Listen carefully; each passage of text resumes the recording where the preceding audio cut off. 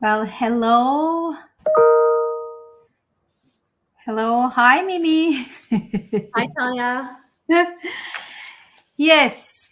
Let's start. It's 12 p.m. Eastern Time. Hello, everyone. Welcome to another live session, LinkedIn Live session of the hosted by the Flow Coaching Institute. I am Talia Vardar, one of the co-founders of the Flow Coaching Institute and also master certified executive coach and psychologist and so on. So I'm so happy that I have a very special guest today here with me, Mimi Moore. Mimi, let me have a proud moment, okay? Mimi graduated from the Flow Coaching Institute's, I think, Core Foundations or Business Coaching, Core Foundations program in 2018. And right now, she's a highly successful coach, coaching executives, and holding ACC credential with the ICF, right? I'm right? Yeah. Yes. And she's quite busy. She's a busy woman. Mimi, welcome. Welcome to our live session.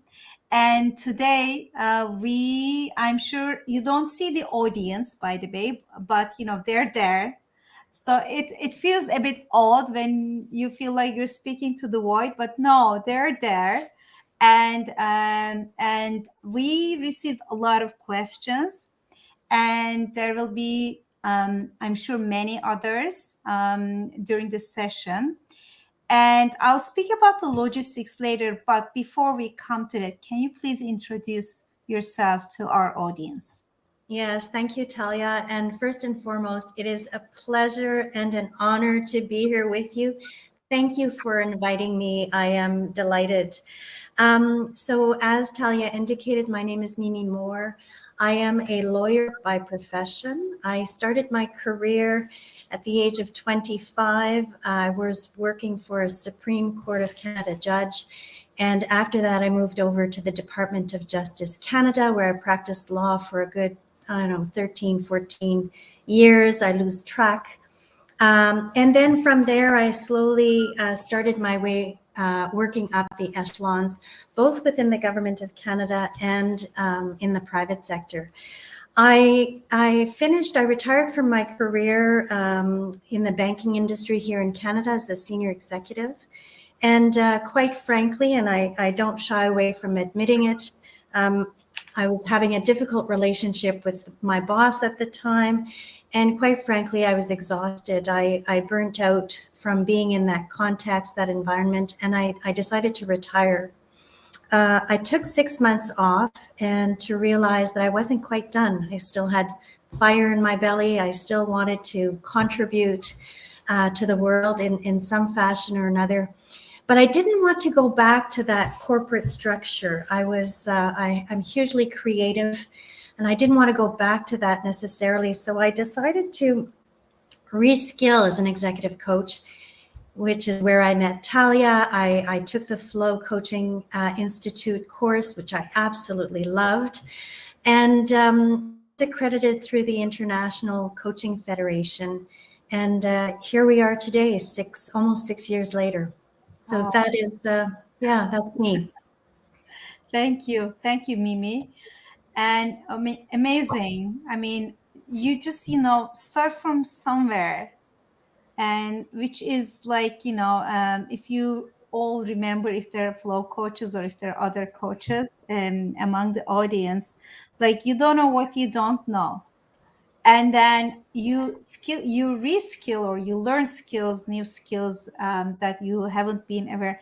And then from that, you build something that gives life to many other things, like and supports others, supports yourself, supports your family. That's amazing. I always find it very fascinating, like the story of reinventing yourself. I really find it very fascinating. Thank you, Mimi, for sharing and inspiring us. So a few things about logistics. um, through enrollment, like when you signed up for this webinar, a lot of you sent us questions. And so we listed the questions. We will do our best to answer them all. And then in the meantime, it always happens. Please feel free to type your comments and questions in the chat box that you see. And if you have, or if some people have difficulty in keeping their connection with LinkedIn Live, we also stream this on YouTube. Just for the record, some of you I know find it easier to connect via YouTube. And afterwards, like within a few days, hi Cynthia, within a few days, we will be sending you recording as well. But, we would appreciate if you really interact with us, ask questions, like, you know, and I like that you say hi already. So let's start, shall we? Yay, drum roll. Okay, Mike Temple asked, what is the most impactful way to attract new clients? That's a great question, Mike. Thank you. I think it's something as simple as get out there. You know, when I started, I just made a point of being open, being receptive, never saying no. You know, people would ask me, Mimi, would you mind meeting my cousin or my neighbor? Or I just never said no. I was curious. I met all kinds of people and I just asked them, you know, what are your biggest challenges these days? And then I would just say, you know, how can I help? Is there anything I can do to help? And I would say to you, let others experience you as a coach. Be genuine. Show up with a lot of empathy. Hold that space, you know, that sacred space for others to show up also. And listen. Listen. I think that would be my best advice on how to attract new people. Give them an opportunity to experience you as a coach. That's amazing. Thank you, Mimi. That's really amazing. And Mike, as I have mentored many, like, you know, new coaches and witnessed the journey of success, I don't think that there is one in the most impactful way, let's say. I think it's different for everyone, but I totally agree with everything Mimi shared, everything. And that openness and never saying no in the beginning, especially. I was the same, especially in the first 2 years. I was accepting like, you know, people, and I just, you know, didn't miss any coaching opportunities, say yes to coaching opportunities. And also I reached out, and I know Mimi reached out too. I reached out to my network, and then branched out to new territories, even when I was insecure, like, you know. And even today there are some new territories that I'm not feeling completely confident, but I'm still reaching out. So reaching out, even if you feel like you don't have full confidence, but if it is bringing you new opportunities, if you feel like you're aligned with your values, just keep reaching out. This is,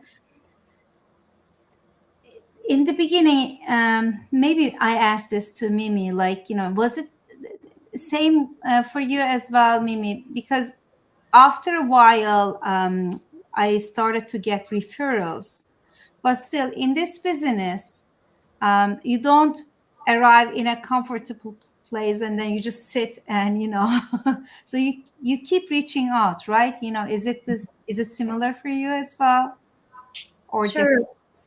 No, sure, absolutely. It's always about building those relationships and meeting new people. And there are different ways of it. I mean, we've increased our presence on social media, but there are various ways of reaching out. But it's a constant it's about relationships. It's about building those relationships and asking the question, who else could benefit? Who else could benefit from coaching, and let those individuals introduce you to new people as well. Thank you. And I remember, Talia, you sharing with us when we went through the program, and I remember it was such great advice that I took it, and I did it also. I sent an email. As you know, you need to accumulate 100 hours of coaching to qualify to become accredited through the ICF. And Talia had shared with us, and I took her advice. I sent an email to absolutely everyone I knew. And I said, I need to accumulate 100 hours of coaching to become accredited. And I would offer 3 free for a coffee coaching sessions to anybody who wanted to take me up on my offer. And I signed up 17 people in 3 days. So be generous. Shift the focus if you need to get your hours for accreditation purposes. And it's amazing what doors will open following that. Amazing. Yeah, thank you, Mimi. So put yourself out there and let people experience you, and be open-minded, and don't say no to opportunities, right? And have empathy. And I know Mike has a lot of empathy. Wonderful. So shall we move on to the next question? Yes, Lynn Ivanovich. Creating a compelling case for coaching for individuals, particularly prior to becoming ACC. It seems that after obtaining certification, paying opportunities are more available. For those of you who are in the audience but don't know what ACC means, ACC is a credentialing type by the International Coaching Federation, and it means Associate Certified Coach. It is the entry level of credentialing with the International Coaching Federation. Yes, Mimi, what do you say? What do you recommend?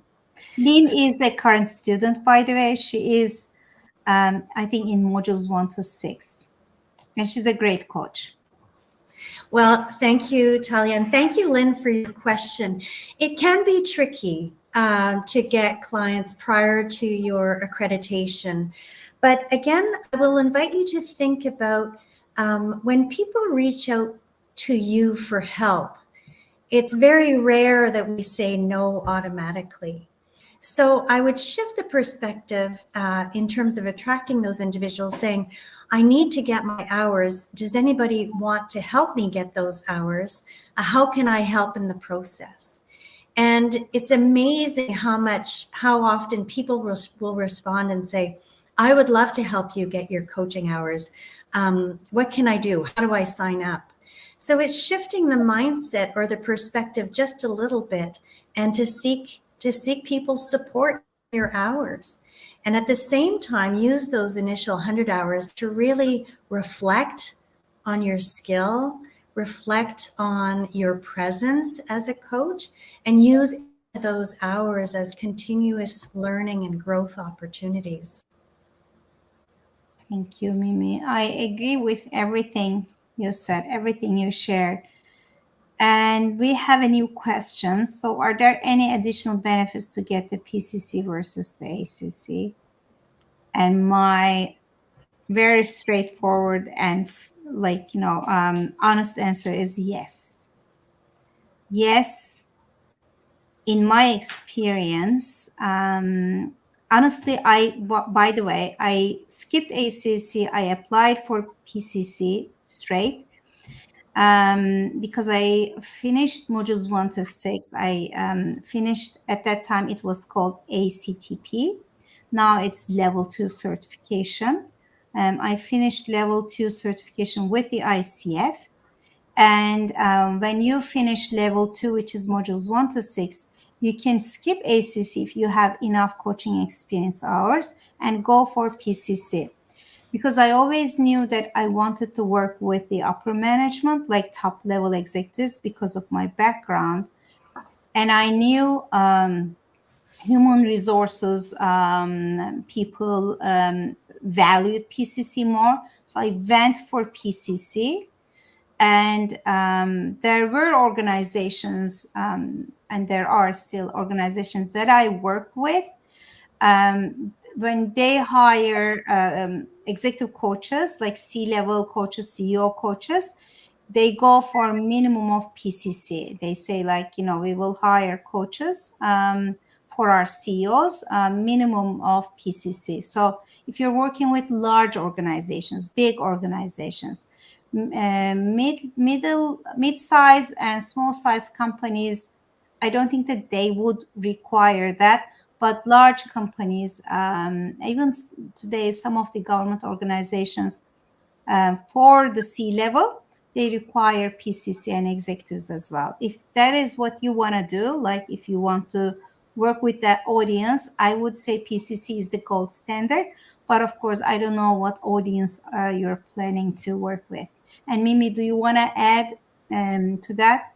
And also, credentials are important, but credentials without a network, or without like referrals, or without business development, still doesn't mean, because people won't find you where you are. You still need to reach out.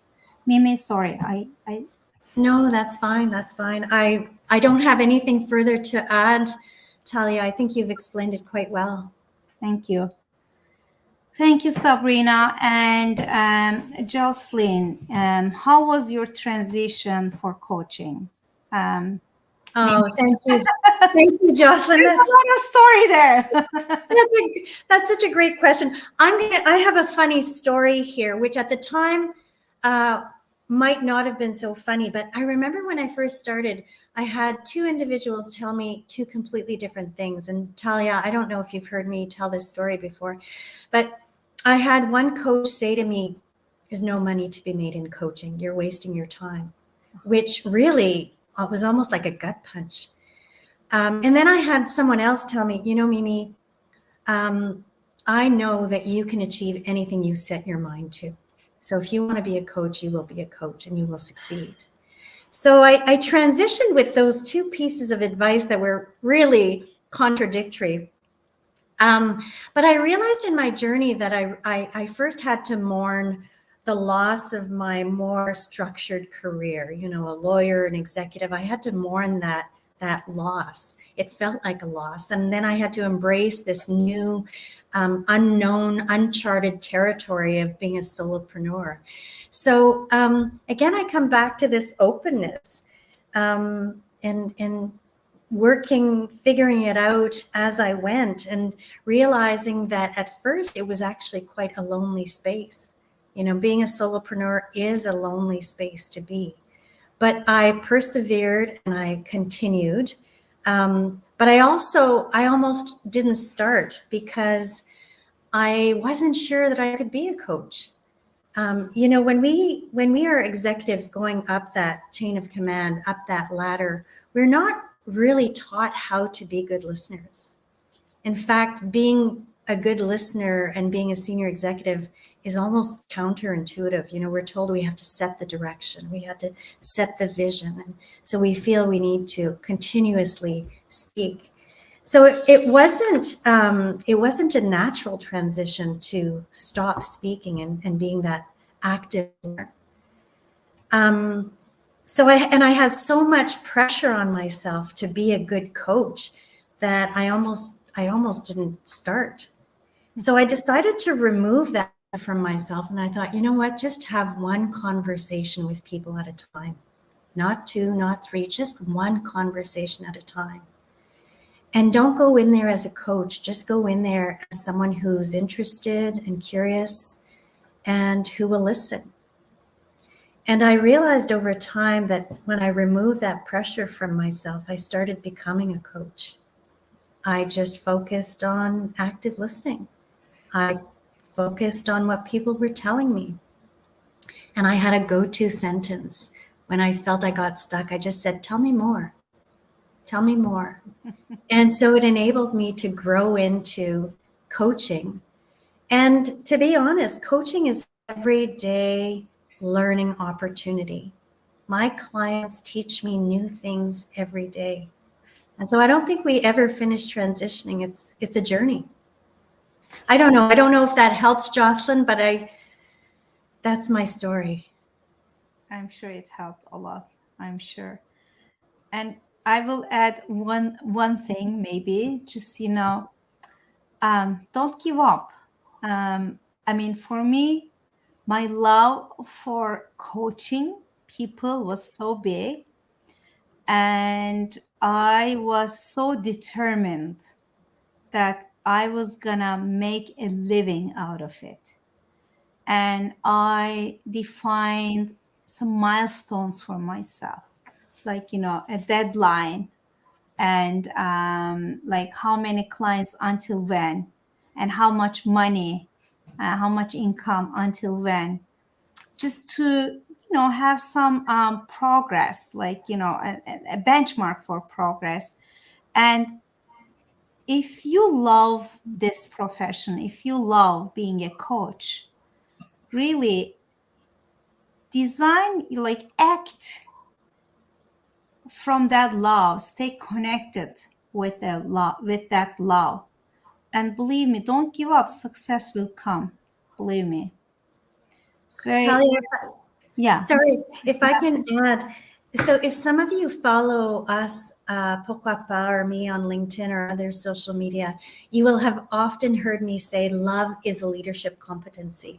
Love is a leadership competency. And one of the things we say at Pokwapa is that we love our clients. We love every one of our clients. And we can never underestimate the power of love. And I know that sounds cheesy. My kids give me the title of the Queen of Cheese, but love, love, love your clients. Can I, Talia, just take a moment? I want to acknowledge and say hello to Shaista, who is in my cohort. Shaista, I'm so glad to see you. And I also want to say hello to Bea from Madrid, who I see is here as well. Wonderful. Cindy.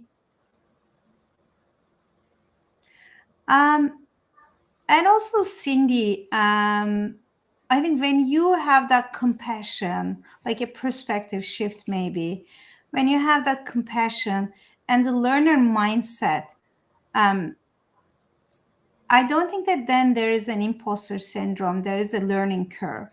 That's how I see it. Like, you really practice a skill until you feel like it becomes a natural part of yourself.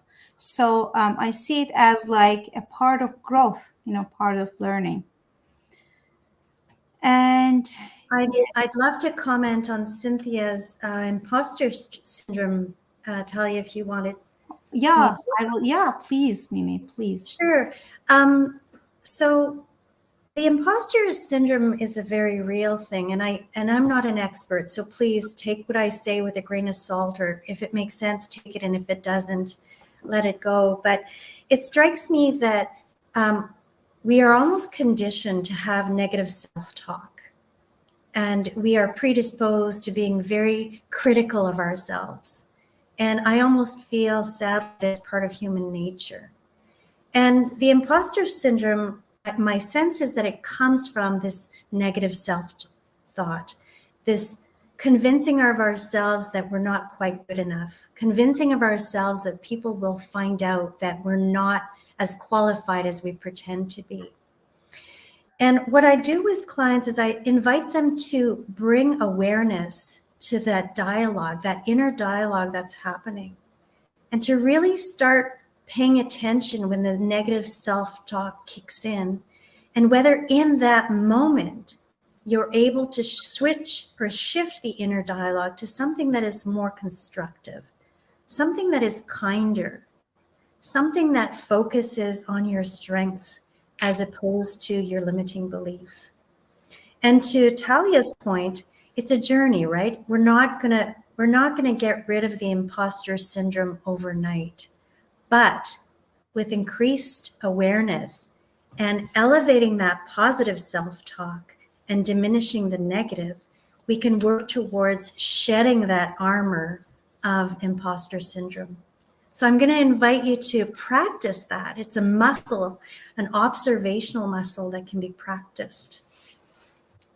Thank you. Thank you, Mimi. Yes. specific areas such as family-run companies, new managers, etc.? Mimi? Thank you, Bea. That's a great question. At first, I was really struggling. What will be my niche? What will be my niche? And I came to realize that what I needed to do first and foremost was practice coaching. I needed to really embody what it meant like to be a coach. And so I didn't impose any limits on myself in terms of who I would coach. And to be honest, my first year of practice, I coached every Wednesday morning. I had a coffee with the same client for 1 year, a musicologist in Europe, pro bono. I had no knowledge of music. Don't play an instrument, none of that. And so I worked with this individual for 1 year, and I learned a lot about myself. And in time, I came to realize, I really am a feminist. I really love supporting women executives.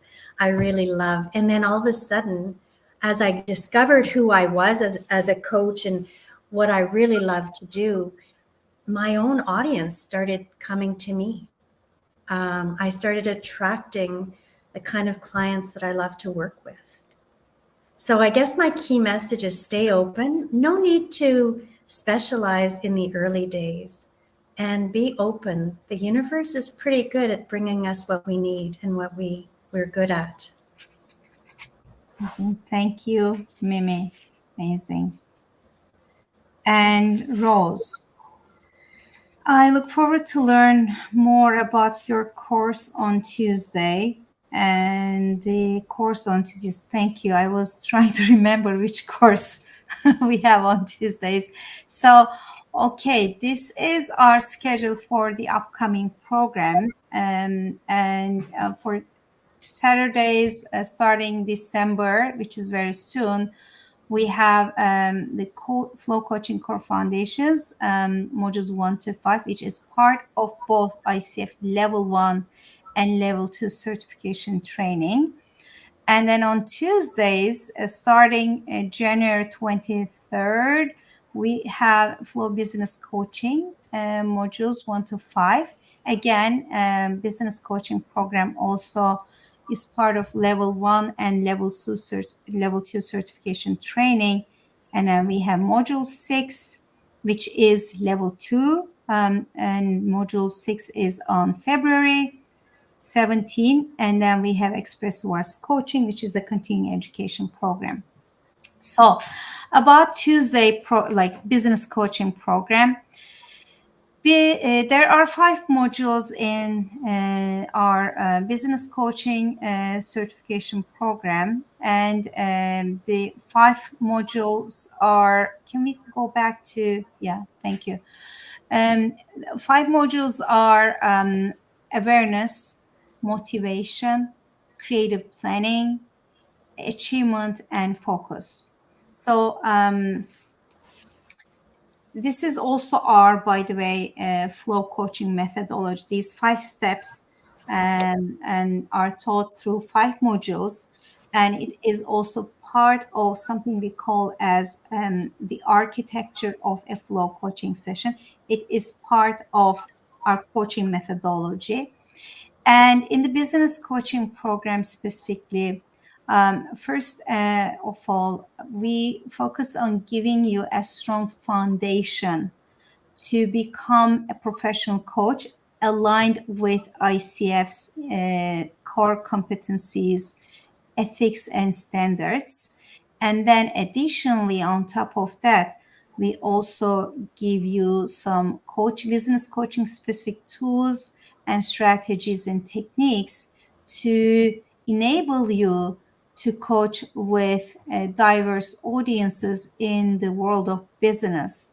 That might be about working with managers and executives in the business setting and helping them to come up with strategies, or that might be helping your startup owner, like your client who might be a startup owner, to identify the gaps between their potential and where they are, which is called as gap analysis, or helping them, coaching them through SWOT analysis and others like three-way strategic creativity. So we have many tools, business coaching specific tools and strategies in the business coaching program.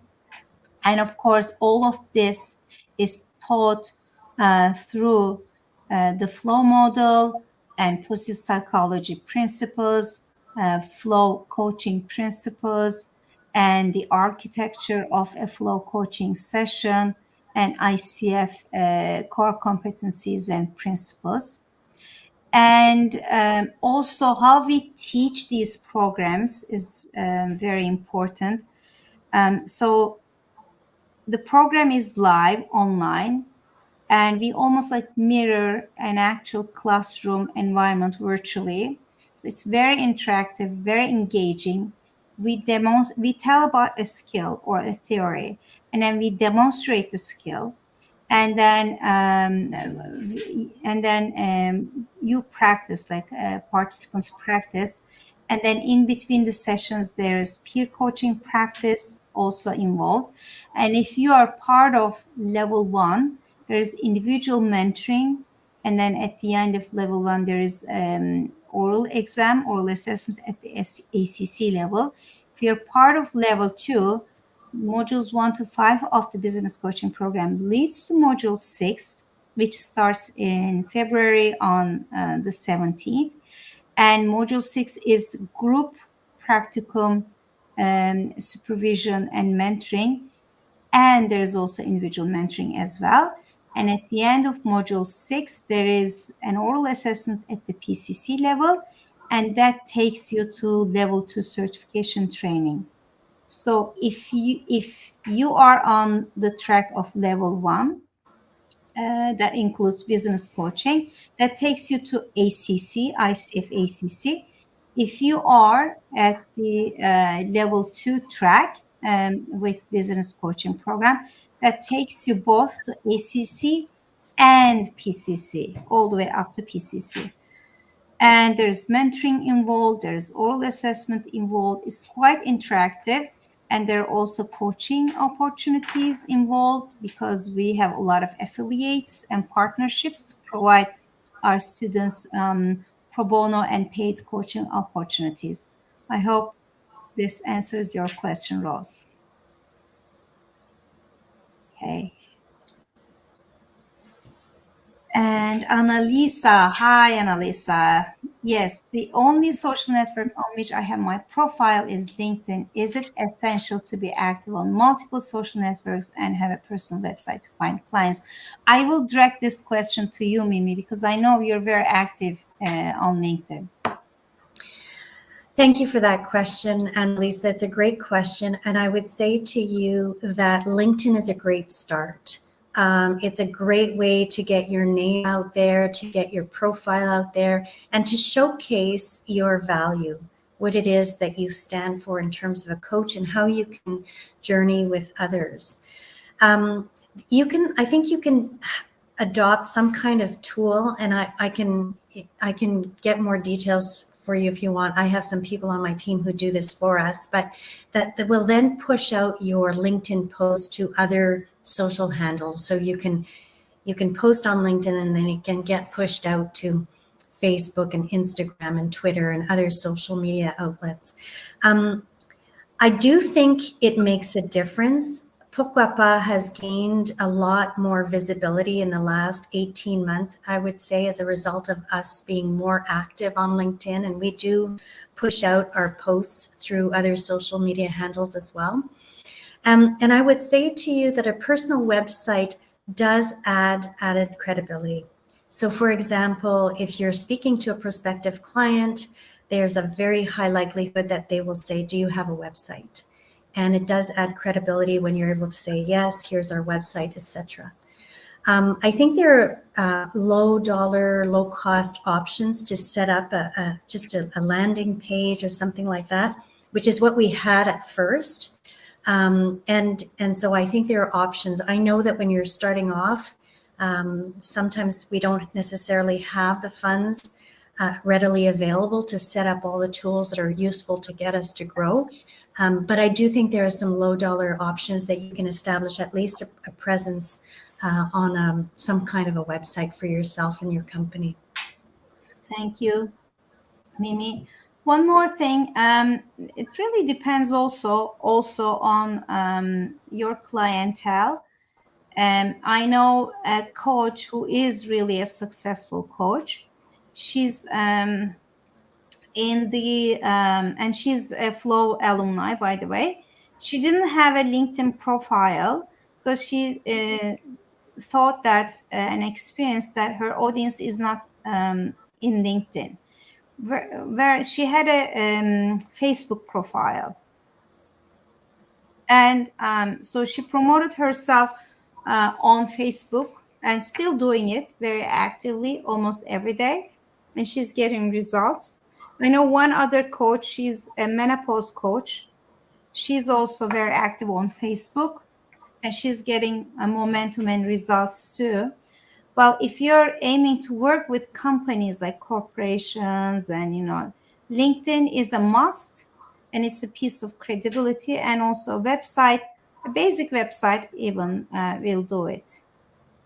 Yes. Thank you. Ooh. Oh, yes. What is your number one piece of advice for coaches who are coaching people on burnout? Well, first of all, hello, Deirdre. Deirdre is one of our amazing coaches, so I'm glad to see her here. And I'm glad she's asking me the tough questions. Listen, we are in a mental health crisis the world over. The world is an incredibly messy place at the moment. And people, children, women, mothers, fathers, grandparents, communities, a lot of people are struggling out there.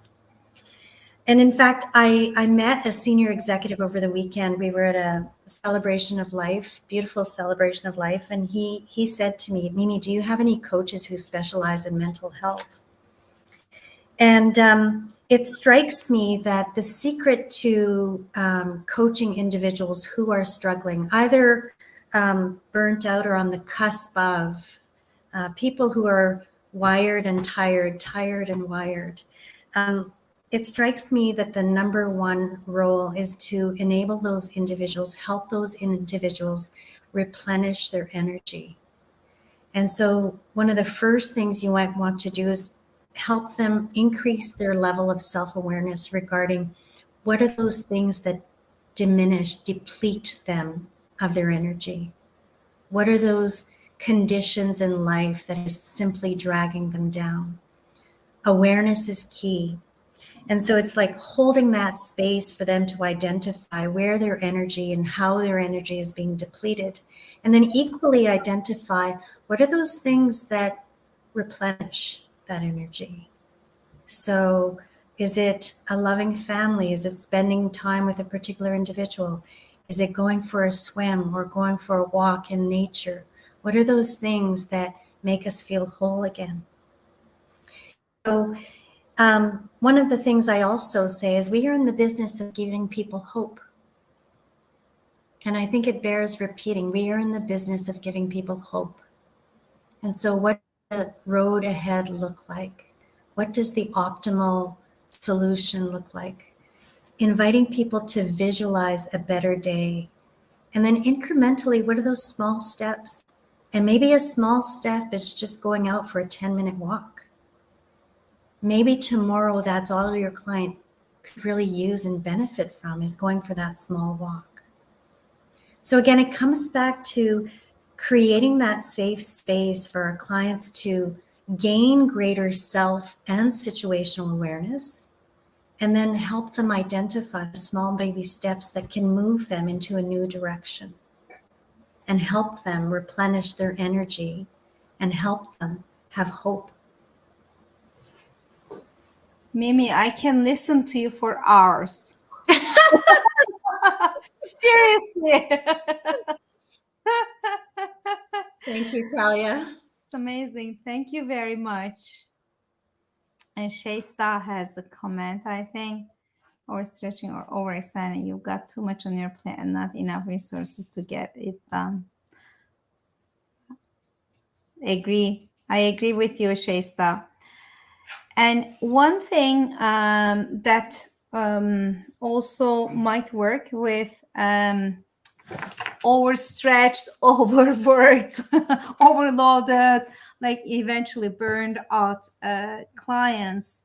I mean, that works for most of my clients is to help them connect with the sensation of burnout in their body. Like it's a bit a somatic, piece of work. Like what are the sensations of having that burnout? How do they feel in their body? And what is the impact, the physical impact on their body? And sometimes even like, of course, gently and with love, compassionately, challenging them if they keep repeating the pattern, whatever the pattern is that led to burnout, what will happen eventually? So, as Mimi said, like helping them visualize and also helping them think and project the continuation of that pattern through time. And then just, almost like a time tunnel, then come to today and ask like, okay, what will you do about it? Because it always comes to doing things differently, being in a different way. That awareness leads to some, or should lead to some shift. Right, Mimi? Yeah, and I was going to add, Talia, one of the techniques I also use with clients who, Deirdre, are either burnt out or on the cusp of burnout, or who are going through an incredibly challenging situation, is I will invite them to think about, imagine 5 years later, how will you want to tell this story? So I invite them to fast forward 5 years and say, imagine you're telling the story about how you were feeling exhausted and depleted and burnt out. And what story will you tell to encourage other people? And so all of a sudden, it invites them to be in a creative thinking mode about a way forward, a better way forward. And we're just sowing these seeds of hope. So it's just a little strategy that I use with clients who are struggling. Amazing. Thank you, Mimi. As you said, creativity, you know that I'm so passionate about that. We share that passion, Talia, I'm sure of it. Yeah. So I don't know, Deirdre, if you would be open to experience coaching and others in this call through arts, and opening that safe space and the creative space. And I see one of our Expressive Arts coaches are in the call as well, and helping them processing burnout through expressive arts, and then coaching them on that, aesthetic experience, really powerful experience, shifts it in an hour. So I strongly recommend to also be open to experiment some of the other mediums in the coaching space than only talking, like, verbal coaching, vocal coaching. That works as well. Are you aware of any resources for re-entry coaching, the clash in expectations, employers calling people back to the office and employees who are being called back to the office? Oh, that's a trend. Yeah. Our next live session is about that, indeed. Is about that. Yeah. So can we bring back, because we haven't answered, yeah. Re-entry coaching, the clash in expectations, employers calling people back to the office and employees who are being called back to the office. Mimi, any ideas? I have several clients who are finding the return to the office or have found the return to the office quite difficult.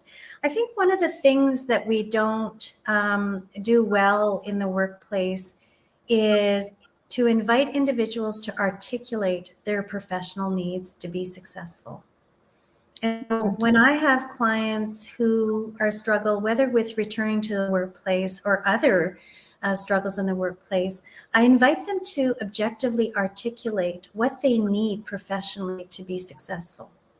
For some reason, we live in a corporate culture where it seems like asking for that is viewed as a weakness. But if the conversation is shifted in a very objective way and tied into the individual wanting to be successful, wanting to support the organization in moving forward and achieving results, there's no reason why we can't help our clients articulate that particular need. And so it may be articulating a need as to why it is to come back, why it's difficult to come back physically to the office, and whether there's an opportunity for accommodation. Mm-hmm. Yeah. And also, like I would like to bring maybe the perspective of the employer. What is the need? Understanding the need behind calling people back. Why do they need to call people back to the office? What is the need? If we understand the need behind that, requirement, we might be able to maybe start a conversation, or like, I always see life as like an alternative.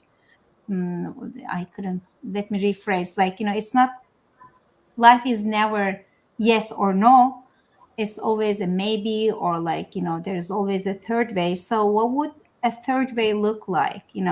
What if we all initiate a discussion, an inclusive discussion with our employers, after understanding their needs, like, to create that collective alternative, like the third way? What would that look like? I would go with that option. But next live session is about this, and there will be a panel, and we will have HR executives, we will have employees from different countries, because I know it's also like different in different countries. I work internationally. So we will have a group of panelists discussing this. And if you join us, then I will be very happy. Oh, I can't remember the exact day. I'm having a menopausal moment right now. But we will circulate an email about this. And please ask this question again. And I'm sure our experts will have better answers than I did. Okay. Oh, thank you. Amazing. So I think we have a few more answers left. Yeah. What is an authentic leadership in business? Oh, that's my favorite subject. Authentic leadership. Mimi, do you have any thing to say? Yeah. Yeah, I think the foundation. Leader and a leader, like current entrepreneur leader. Yeah.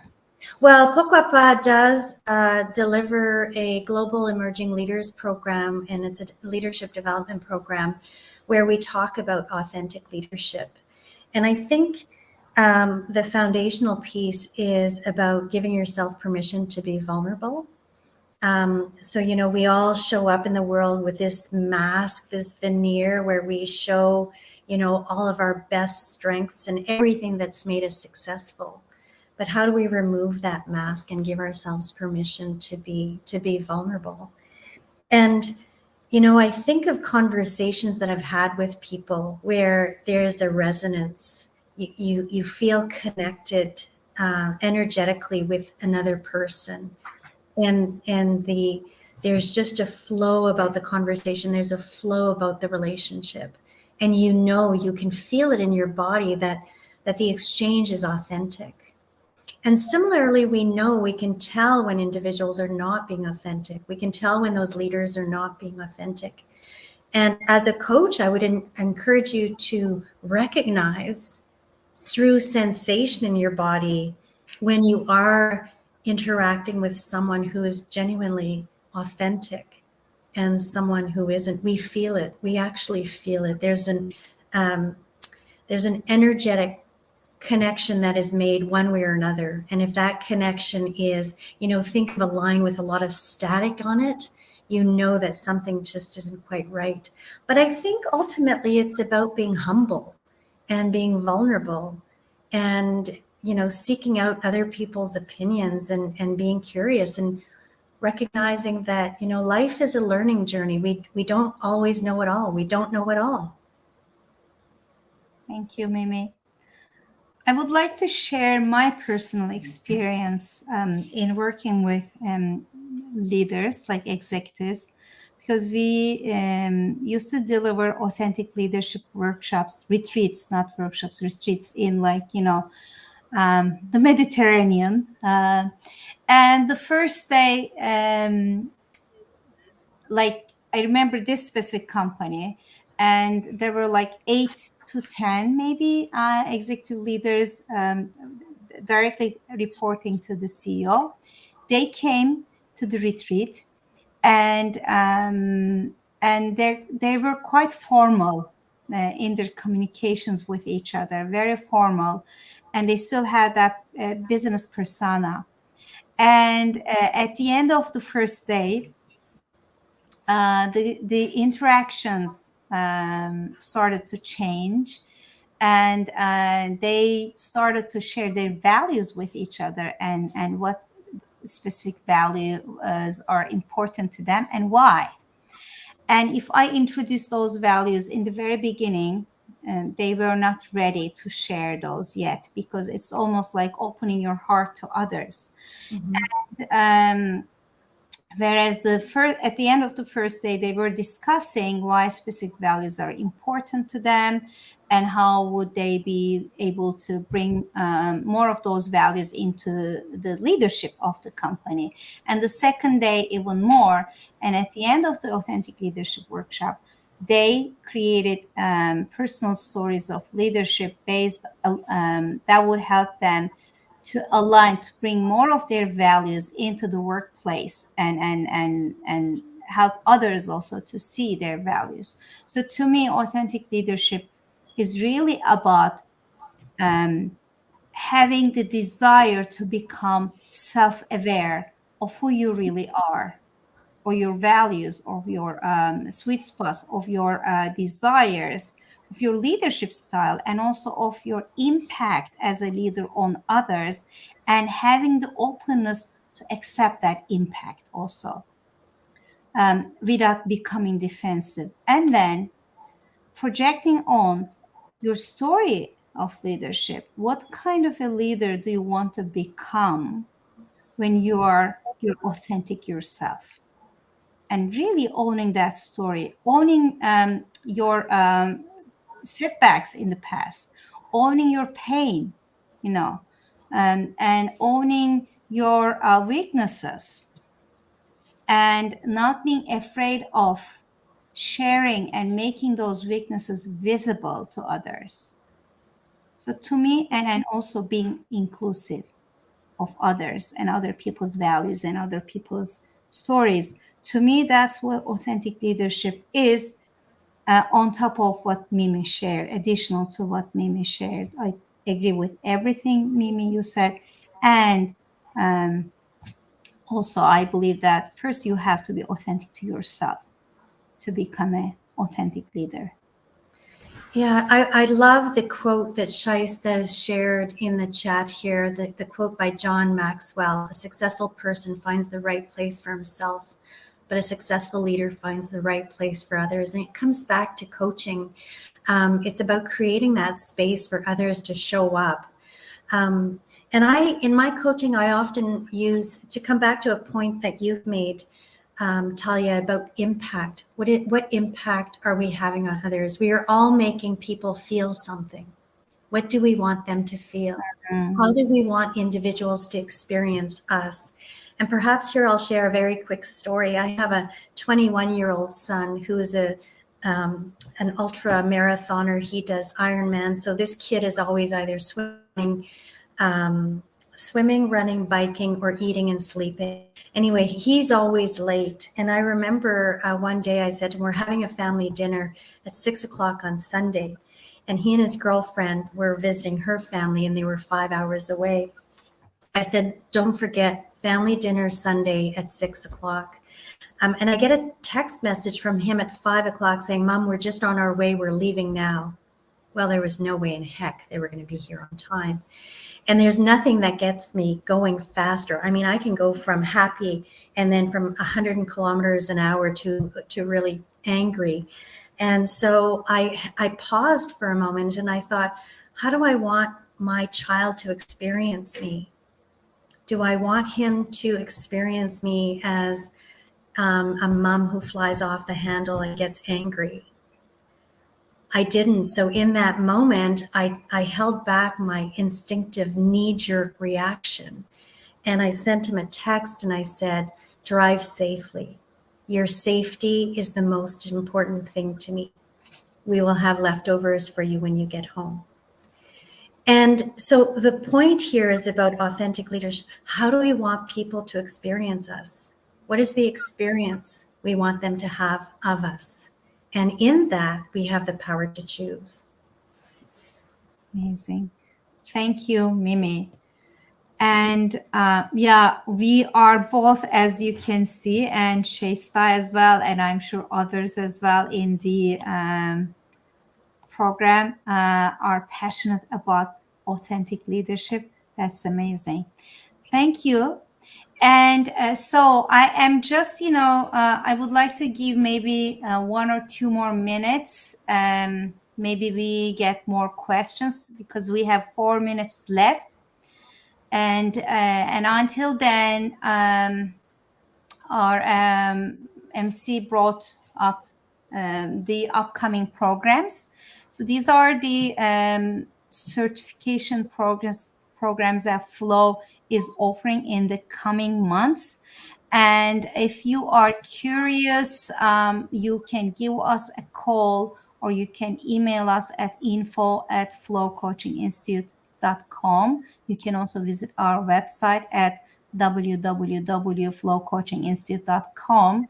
And we would be very happy to answer your questions, to mentor you if you are interested in transitioning into coaching like we did. We are very happy to mentor you and answer your questions and guide you in this wonderful, meaningful journey of and business of helping others.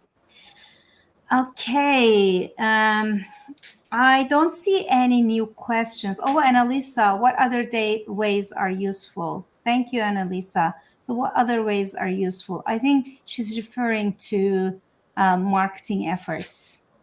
Yeah, there's one thing that I think is really important to think about as you're embarking on this new career, which is what will be your road to market. And what I mean by that is, do you want to start coaching as a solopreneur, or would you like to join an organization, an established organization where you can leverage their marketing, their name brand recognition, their processes, etc. So we had some coaches join us very early on and not sure that they had fully thought through the road to market, and they ended up leaving our organization, I think, because they wanted to do their own thing. And so that question about how will you enter the space is one that's really important to think about, because there are pros and cons of being a solopreneur, and then there are pros and cons also of joining an established coaching firm. But I think we forget that first step. We forget to stop for a moment to think what that will look like for us as individuals. It's amazing. Thank you, Mimi. And I think we are done for today. I don't see any new questions. And thank you, Mimi. Thank you. It's always fun to speak with you. I can listen to you for hours and hours. And it's so lovely to see everyone participating and asking questions and really being with us today. Thank you, everyone. And have you seen examples where both exist side by side? I am one of them. So I joined others as a coach in my early years, and I also kept my practice. And today also Flow Coaching Institute is a professional coaching education accreditation organization, and we deliver certification programs, and I keep my personal practice along with that. I think a lot of coaches keep their options open like that. And also our faculty members, they have their private practice and they're teaching for Flow and coaching for Flow. Wonderful. So it's 1 p.m. and I would like to acknowledge everyone's time. So thank you very much, Mimi, and thank you very much, everyone, for being here with us today. It means a lot, and I had so much fun. And 1 hour just goes like just go by fast. Talia, thank you so much. It's a pleasure being associated and affiliated with your organization, and thank you for the time and the invitation. Always pleasure. Always pleasure. Bye-bye. Bye. Thank you, everyone. Bye-bye.